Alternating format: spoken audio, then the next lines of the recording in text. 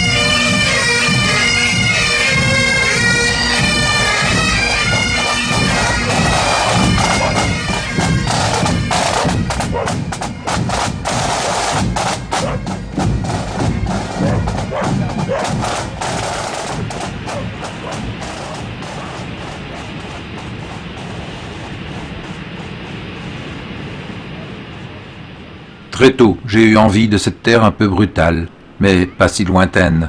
Une terre inspirée, celtique, très fière, peuplée de monstres fabuleux et d'hommes de légende, avec jamais très loin le rythme fracassant de la mer. En l'abordant, je savais que déjà, je l'aimais.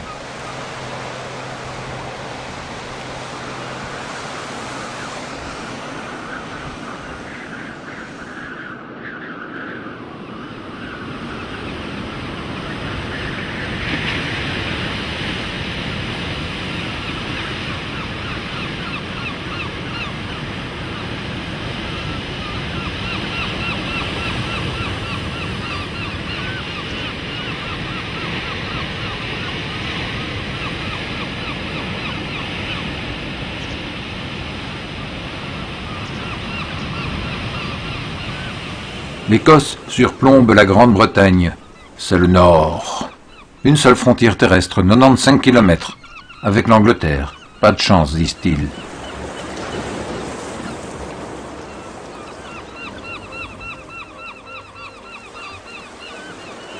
Mais 130 fois plus de connivence avec l'océan, qui n'a de cesse de ronger ses îles et ses falaises.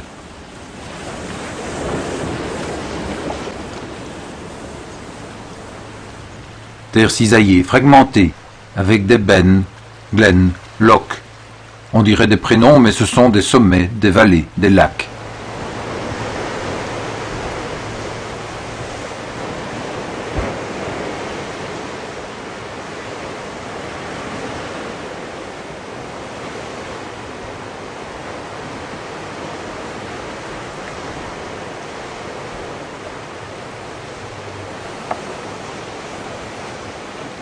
Paysages variés, climat variable, sans prévision, sans sommation, limites caractérielles.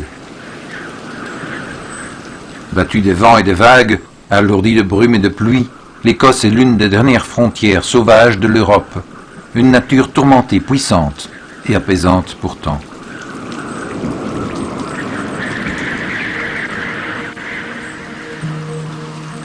Un bon 5 millions d'habitants concentrés surtout dans les Lowlands, les basses terres. Et plus on monte vers les hautes terres, plus on va vers le No Man's Land. Une fracture géologique coupe ces islands en deux.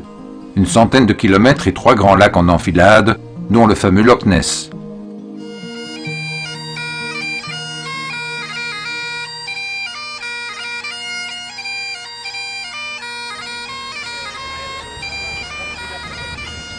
Les hommes ont profité de cette faille pour y installer le canal calédonien, un super raccourci de la mer du Nord à l'Atlantique.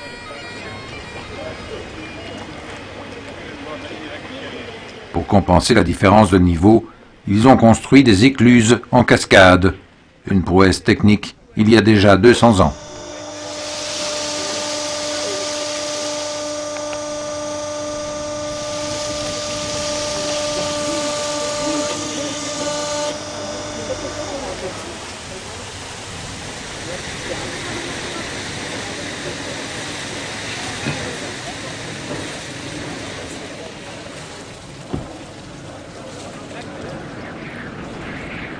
Climat et nature ont collaboré ici pour forger des hommes d'une trempe peu ordinaire. Un peuple attachant et fier qui s'est construit en traversant une histoire bouillonnante.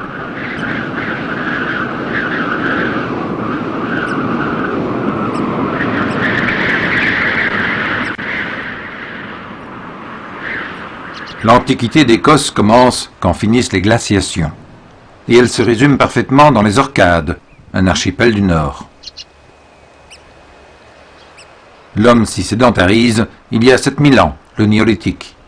Par exemple, à Skarabré, un des plus anciens villages d'Europe, sorti quasi intact des sables et devenu patrimoine mondial. Des pêcheurs, bien sûr, mais aussi des bergers, des paysans. Combien? Une centaine au maximum.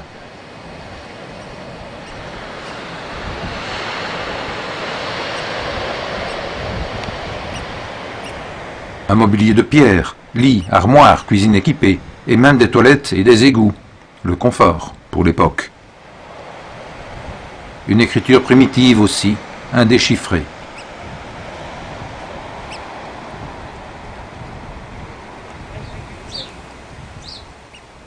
Skarabré est un site fascinant. Mais il reste un mystère non élucidé. Le village est déserté, évacué d'un coup, il y a 5000 ans. On ne sait toujours pas pourquoi. L'archéologie témoigne d'une vie communautaire et culturelle. Des villages habités, des lieux de sépulture, des mégalithes. Monuments orientés. Le couloir d'accès donne sur le soleil couchant du solstice d'hiver, vers la nuit la plus longue.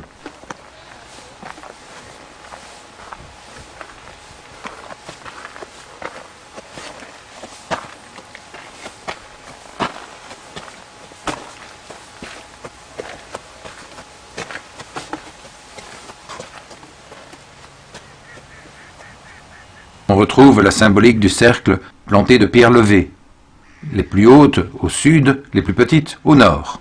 Orientation solaire encore. Pour tous les peuples, barbares ou civilisés, sous toutes les latitudes, le soleil reste le chrono idéal.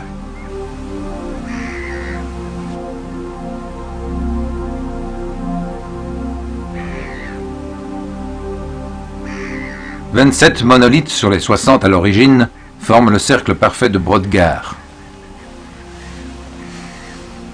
À l'image de Stonehenge, son contemporain, ce cercle, entouré d'un fossé, servait de calendrier ou d'observatoire astronomique à relier, certainement, à des activités d'agriculture et de mesure du temps.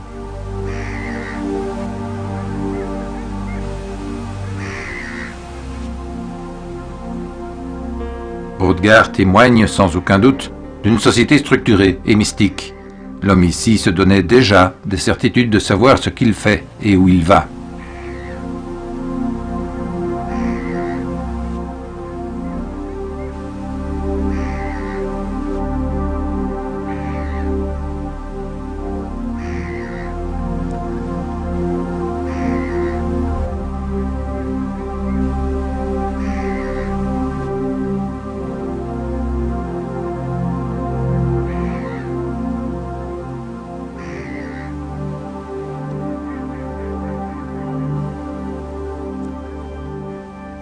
Brûlons les étapes.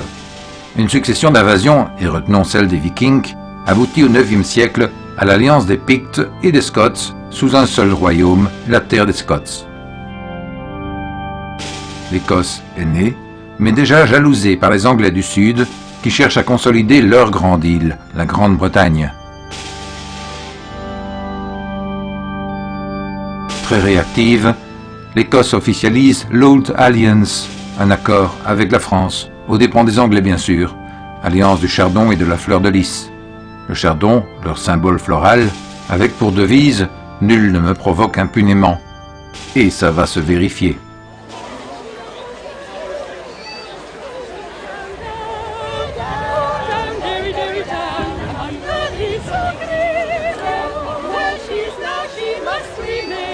En juin 1314, la bataille de Bannockburn vit la défaite des Anglais de Édouard II contre les troupes de Robert de Bruce.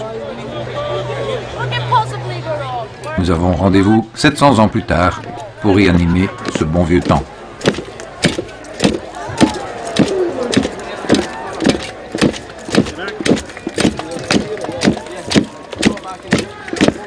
Ladies and gentlemen, give it up for King Robert the Bruce! Edward II. Almost bastard!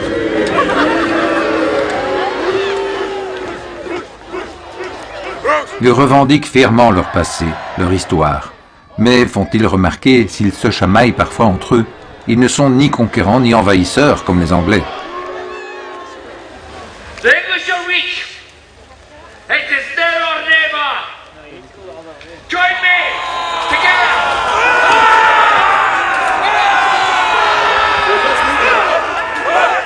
You can see here, they did this once.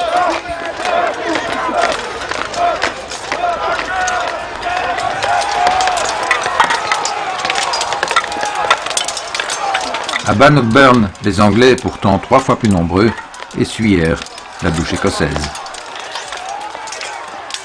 Résultat, une fragile souveraineté de 400 ans pour l'Écosse. Cependant, en 1707, l'Angleterre obtient finalement l'accord qui fonde le Royaume-Uni.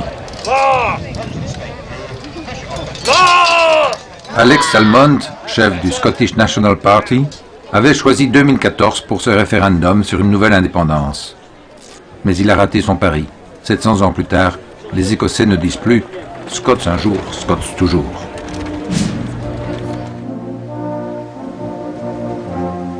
Les annales historiques gardent les châteaux comme des sentinelles de mémoire.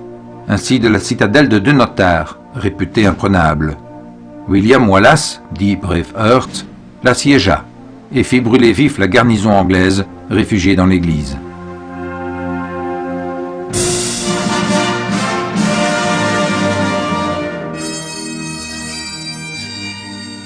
Autre joyeuseté, le château de Kildrummy. Il est incendié, la garnison et le châtelain exécutés, trahis par un forgeron, payé en or certes, mais qui lui sera coulé dans l'estomac.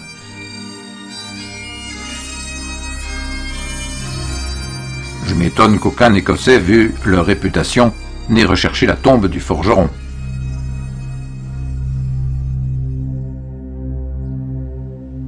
Contrôlant l'accès aux Hébrides, le bastion de Dehart intégrait un réseau stratégique des MacDonald et des Maclean, des clans qui prirent part à toutes les révoltes contre l'anglais. Et cela jusqu'à l'acteur de James Bond, Sean Connery, acquis à la cause écossaise, et qui portait le kilt des Maclean de Dehart, lorsque la reine d'Angleterre, finalement, l'anoblit.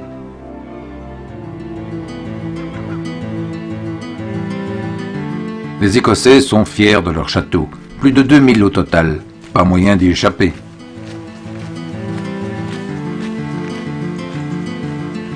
Et il y en a pour tous les goûts, des demeures aux jardins exotiques, des bâtis très guerriers, très historiques, des palais d'atmosphère pour belle au bois dormant, romantiques et tragiques à la fois, des forteresses dont la légende se raconte au coin du feu.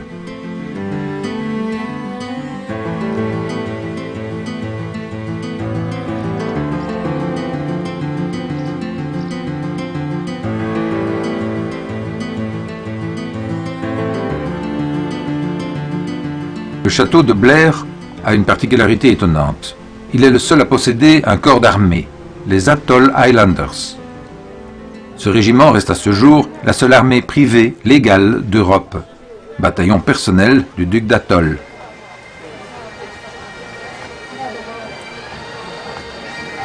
Dans la réalité, un rôle figuratif et cérémonial est finalement assez symbolique.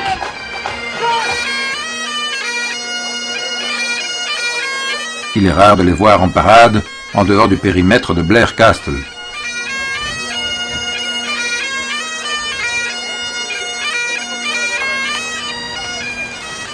Walter Scott a idéalisé la saga de Rob Roy, chef d'un clan MacGregor. Voleur de bétail à l'origine, Rob Roy s'est vu transformé en un Robin des Bois, dont le cinéma s'est emparé. J'ai retrouvé ici la tombe de ce héros littéraire de mon enfance.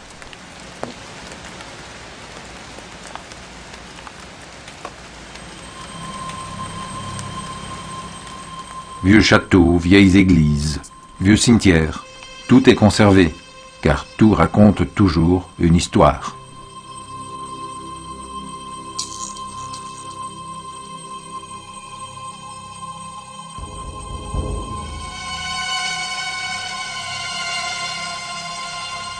Les noms de famille définissent l'origine, tous des Mac, fils de Donald, Gregor, Kintosh, Kenzie.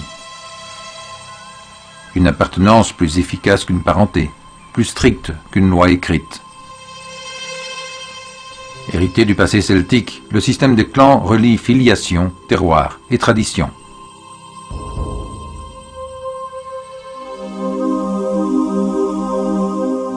Avant de vous conter l'annexion définitive de l'Écosse au Royaume-Uni, je voudrais vous entretenir de quelques fantômes.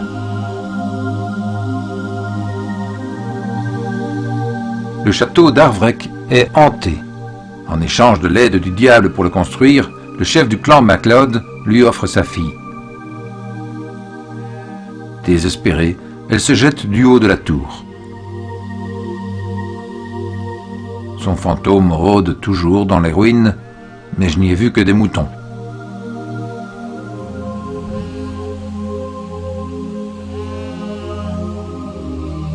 La fiancée offerte au diable et son suicide subséquent est une légende inusable en Écosse.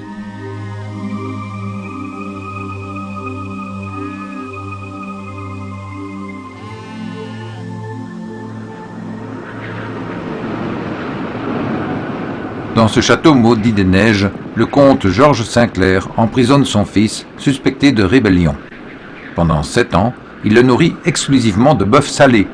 Le pauvre périt fou assoiffé, et son âme hante encore les lieux abandonnés. À Dunrobin, la fille de la maison est cloîtrée par son père, et elle meurt en voulant s'échapper. Mais régulièrement, elle revient geindre dans sa chambre, maintenant condamnée.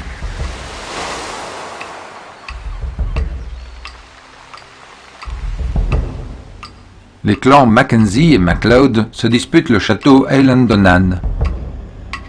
Résultat, 50 soldats eurent la tête plantée sur une pique. L'un d'eux reprit sa tête sous le bras, et il hante, dit-on, le centre d'accueil et de souvenirs. Très fréquenté depuis, on a dû l'agrandir récemment.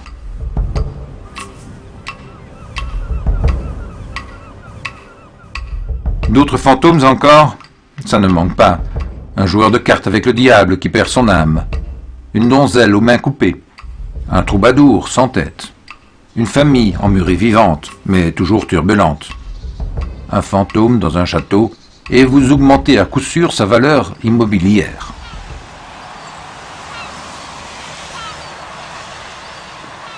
Je soupçonne les Écossais de perpétuer un monde imaginaire de revenants, de fées, de farfadets. D'êtres magiques liés à la terre, à l'eau, aux forêts. Des petits seigneurs de la nature qui travaillent au renouveau des saisons. Et ici, il y a du boulot. On peut avoir 4 saisons dans la même journée.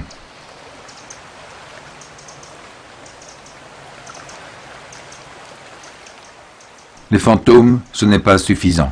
L'Écosse possède aussi des chimères. Très profond, le Loch Ness est assez spacieux pour loger Nessie, monstre à la réputation internationale.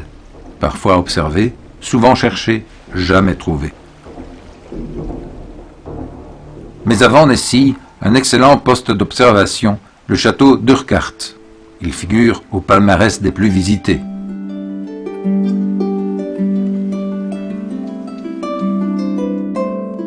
Le promontoire rocheux domine le lac. Position stratégique idéale, je n'aurais pas choisi mieux. Urquhart avait acquis la réputation de place forte imprenable, une caractéristique largement suffisante pour en faire un lieu d'affrontement.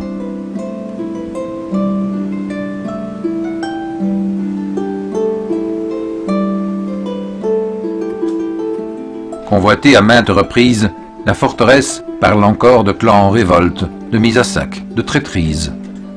Cependant, pour qu'elle ne redevienne un lieu de résistance, les Anglais l'explosèrent en 1692.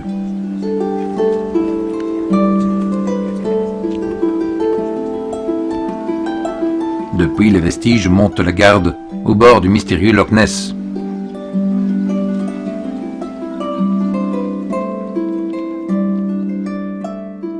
La légende de Nessie remonte plus loin, au VIe siècle, lorsque Saint Colomba, moine irlandais, sauve d'un signe de croix son disciple attaqué par une horrible créature non identifiée. On a pensé tour à tour à un dinosaure marin, une grosse otarie à long cou, un silure géant piégé là depuis des siècles, ou un serpent de mer tant qu'à faire.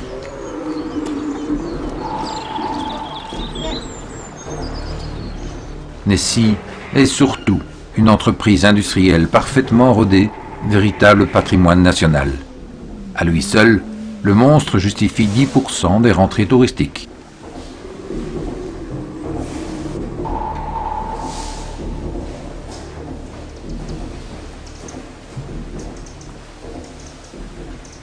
Trop de monde autour du Loch Ness.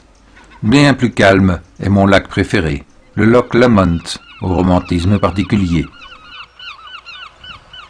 La chanson de Bonnie Banks of Loch Lomond raconte le retour d'un jeune soldat mort à la bataille de Culloden.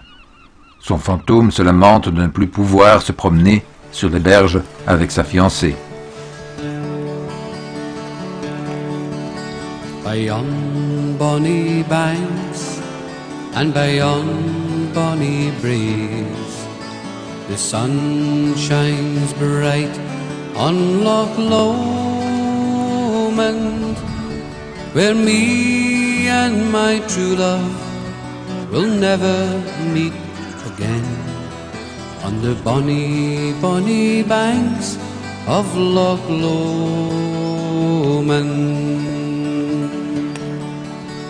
Oh, ye'll take the high road, and I'll take the low road.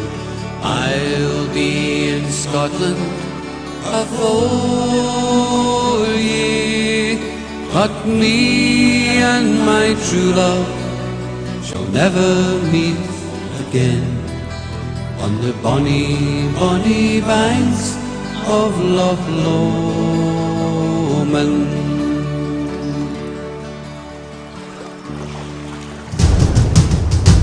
Pour l'Écossais, la résistance contre son éternel rival anglais s'achève, mais c'est provisoire, à la bataille décisive de Culloden en 1746.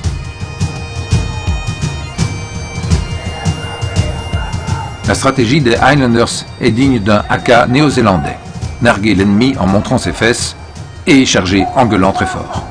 En face, nouveaux fusils et baïonnettes, alors qu'ils en sont encore aux épées et vieux mousquets. En une heure, les clans écossais perdent 3000 hommes.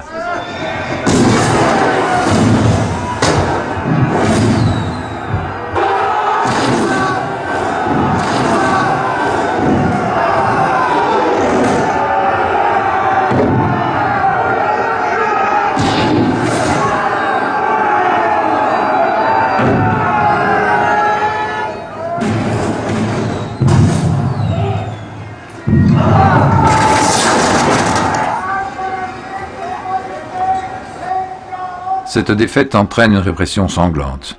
Des milliers de victimes, y compris civiles.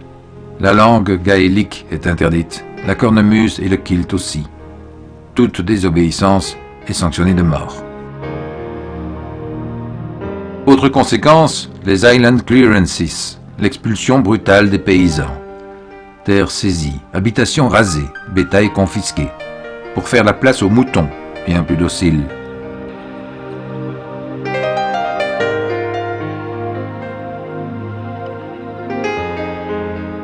Refoulés vers les côtes, les cultivateurs se transforment en pêcheurs ou émigrent vers les colonies.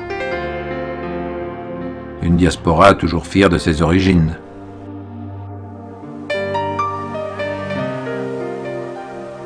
Cette politique des clearances est une épuration ethnique avant la lettre. Destruction planifiée du système des clans, éradication culturelle et identitaire.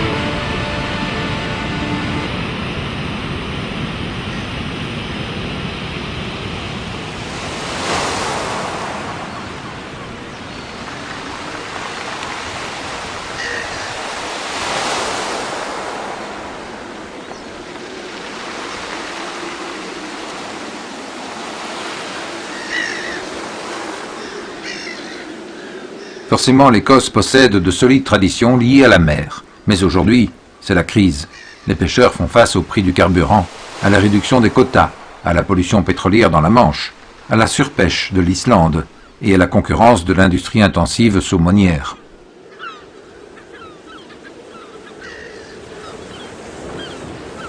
Pour un pays marin, la pêche agonise. Ça fait mal. Rares sont ceux qui peuvent tirer leur subsistance de moyens devenus obsolètes dans un monde mondialisé. Malgré tout, le pays possède un fort potentiel économique et industriel. Nationaliste convaincu, Ed Duncan est certainement le meilleur photographe paysagiste d'Écosse. Pour lui, l'indépendance était une évidence. There is obviously a considerable amount of business and income in Scotland from tourism and oil and all the things that we know in whisky and all these kind of classic things. But there's also a history of innovation and engineering in Scotland, which has been, for the last 100 years, gradually shifted. That some of the parties who are supporting the referendum recognise that shift and believe in innovation and believe in how important technology is in trying to bring wealth back to the country. La capitale de l'île de Mull est Tobermory, un ravissant port qui pourrait servir de décor pour des films de pirates.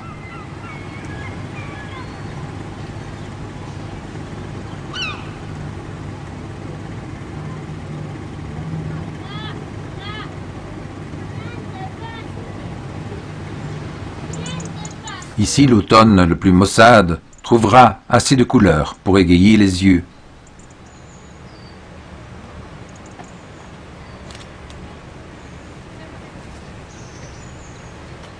Superbement abrité, Tobermory est l'escale de rêve, non plus des rares bateaux de pêche, mais des voiliers de plaisance.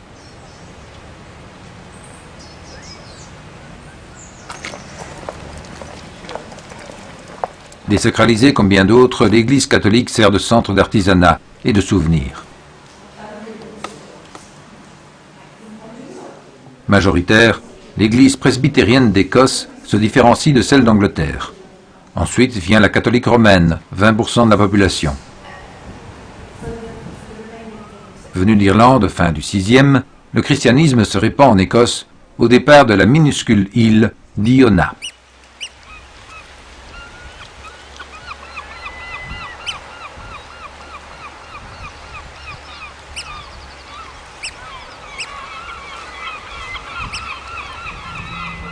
En face de Mull, sa grande sœur, Iona est l'une des plus petites îles habitées. Mais elle a pris une place considérable dans la chronique des religions.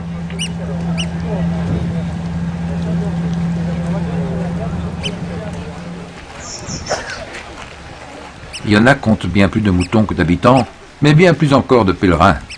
Est-ce parce qu'ici débuta la christianisation avec le moine Columba, celui qui a croisé la route du monstre du Loch Ness? Ou parce qu'Iona est un antique centre cultuel des druides.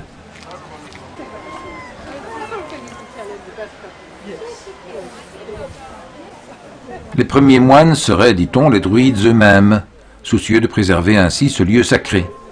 Rappelons-nous que la fête d'Halloween, littéralement la veillée de Toussaint, trouve son origine dans le monde celtique.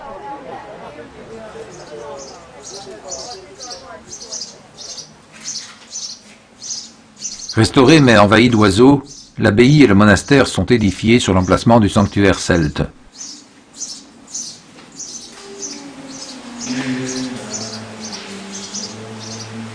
Malgré la propagation du christianisme, les druides sont encore attestés sur place jusqu'en l'an 1000. Du coup, les légendes, ici, acquièrent un autre relief. Ainsi, il se raconte qu'à l'invasion viking, les moines se laissèrent massacrer pour préserver le mythique livre de Kells, un des plus anciens manuscrits enluminés.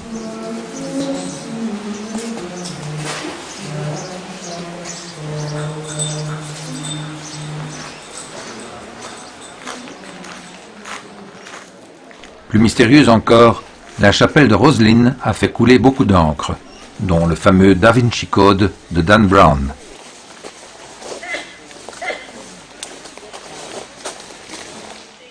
Il est vrai qu'on y trouve nombre de symboles d'origine complexe, chamanistes, celtiques, templiers, francs-maçons, rose-croix, islam et même chrétiens. Une encyclopédie de pierres sculptées.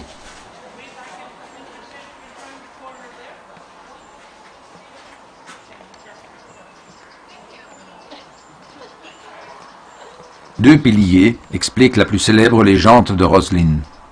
En manque d'inspiration, le maître maçon part en voyage. Son apprenti termine seul le second pilier, torsadé, mais au retour, le maître jaloux et en colère tue l'apprenti, mais conserve le pilier.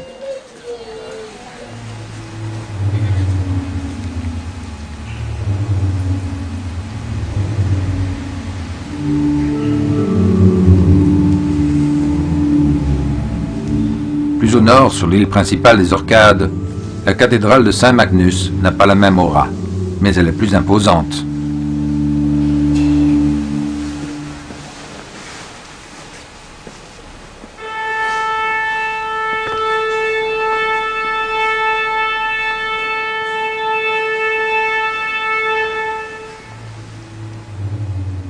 D'origine viking, Magnus est pacifique et croyant.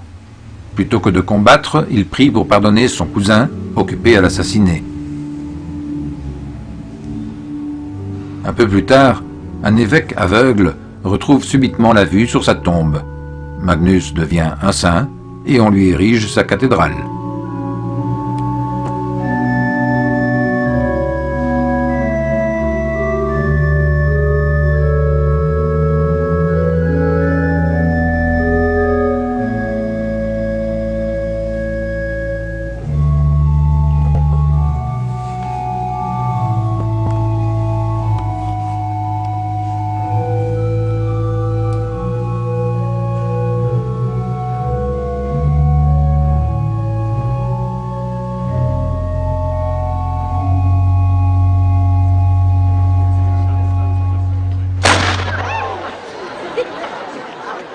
Tous les jours, sauf le dimanche, le canon de 13 heures permet à chacun d'ajuster sa montre. Le château couronne la capitale de l'Écosse, Édimbourg. Ville d'histoire et de culture, Édimbourg exhibe un feu d'artifice de musées, expositions, concerts, festivals et spectacles toute l'année.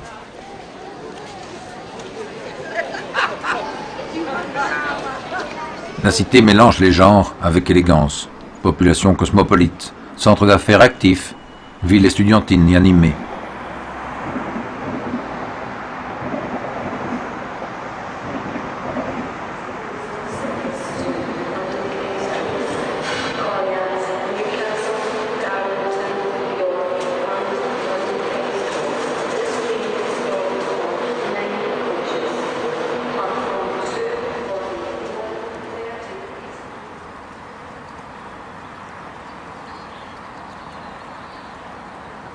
Verte et bien aérée, Édimbourg confronte sans complexe le moderne au conformisme, et cela jusqu'au Parlement avant-gardiste qui s'affiche face au palais royal de Holyrood.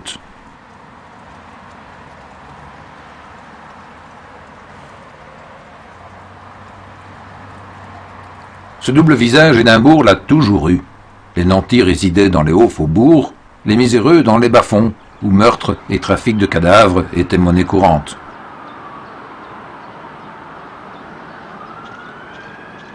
Robert Louis Stevenson, édimbourgeois, y trempera d'ailleurs sa plume pour créer ses Dr Jekyll et Mr Hyde. Mais il les exportera à Londres chez les Anglais.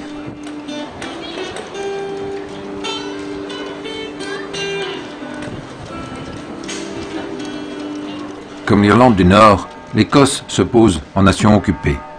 En 1999, elle a récupéré son propre parlement. Mais en septembre 2014, le projet d'indépendance ayant fait un flop, elle exige l'autonomie augmentée que Londres a promise par peur de ce référendum. Tous les résidents, même non écossais, mais européens, ont pu voter. Si 3/4 se revendiquent d'être d'abord écossais plutôt que britanniques, moins de la moitié des habitants ont voté pour le Yes. Les No Thanks ont surtout eu peur de l'avenir économique, de perdre à la fois la livre sterling et l'Europe. En gros, c'est « on vit bien comme ça, pourquoi changer ?» À l'opposé, les séparatistes, généralement plus jeunes, y voyaient l'occasion d'affirmer leurs valeurs, de décider de leur propre vie. Nous retrouvons Ed Duncan. Il avait mis beaucoup d'espoir dans la victoire du Yes. Cependant, il n'y voit pas une défaite. Well, I think the referendum was an opportunity for the Scots to take better management of their affairs. But it's a positive thing, despite what you can read around the newspapers. You know, I think it's a positive.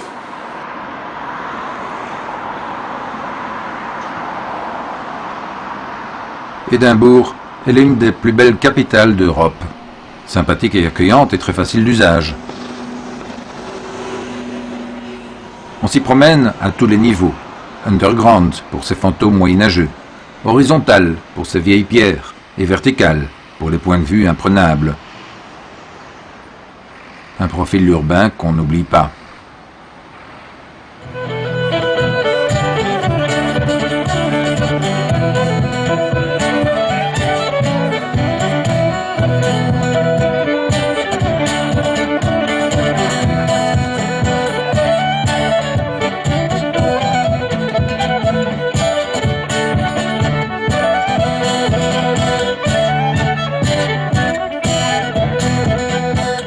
Malgré tout, l'Écosse garde un rejet atavique de l'anglais.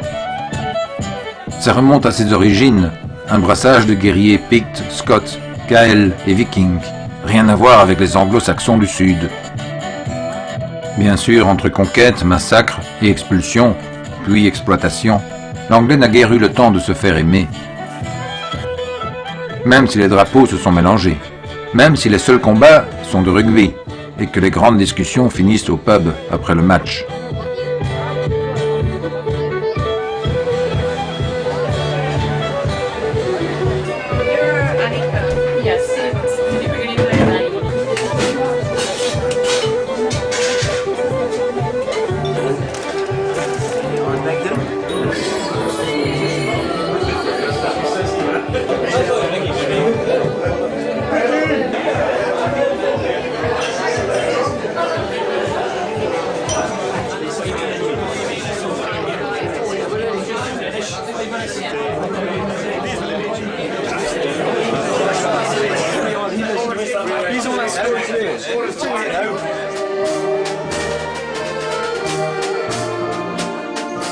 Les joyeux retraités de Dufftown savent que le Royaume-Uni paye leur pension. Ils n'ont donc pas voté pour l'indépendance.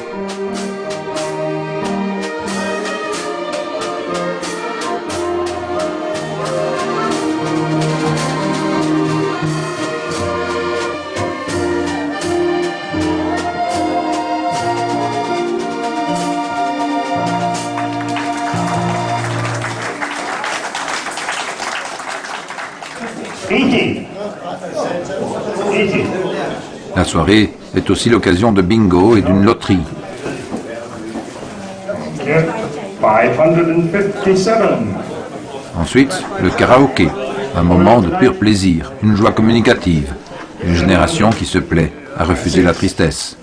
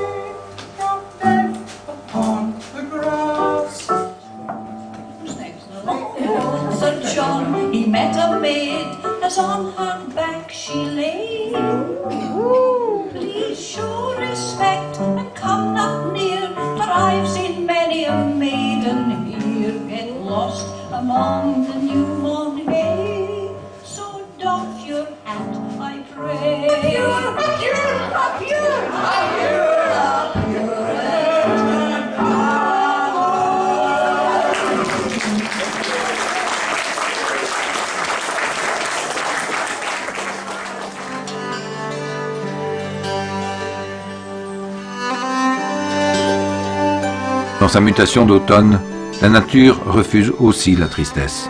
Les souvenirs s'accrochent, plus beaux, plus flamboyants que jamais. Au bout du cycle des saisons, la nature a cette chance de renaître sans cesse.